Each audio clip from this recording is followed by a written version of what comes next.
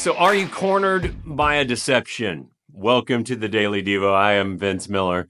Today we begin 1 Samuel chapter 28. And I just want to let you know this chapter is pretty interesting, to say the least.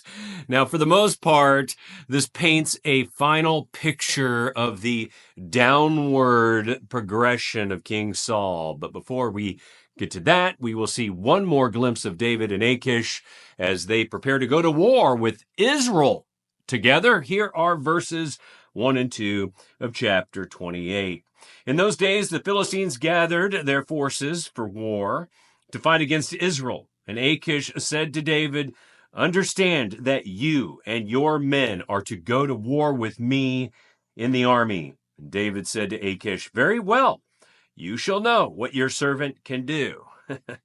And Akish said to David, "Very well, I will make you my bodyguard for life."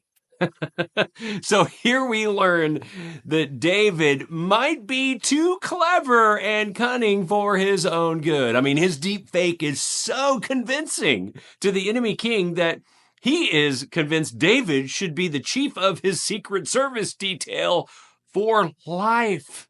I mean, David seriously has overplayed his hand and now backed himself into his own corner as he's compelled to wage war against, well, his own people. This is the problem with deception, is it not? The storyline must be developed. Otherwise, the initial deception falls apart. This means one deception must be built on another and on another. If a construction then becomes too perfect, like David has done here, you risk overplaying your hand and cornering yourself. So later in this chapter, David will find a way out of the situation, but in the meantime, we're left wondering, and so is David. Sorry for the spoiler there, by the way, but I have to kind of give it to you given the context of this entire chapter. You'll see that tomorrow. When you are in a compromising position, the best thing to do is to be honest and not practice deceit. Otherwise, the situation will become more complicated and the deceptive storyline will become more challenging to maintain. So, here's my question for you today.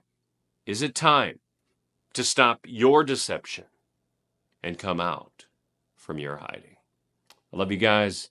Pray this has blessed you today. If it has, share it with someone else. Be convicted. Act upon it. Do something with this. Please come out from hiding.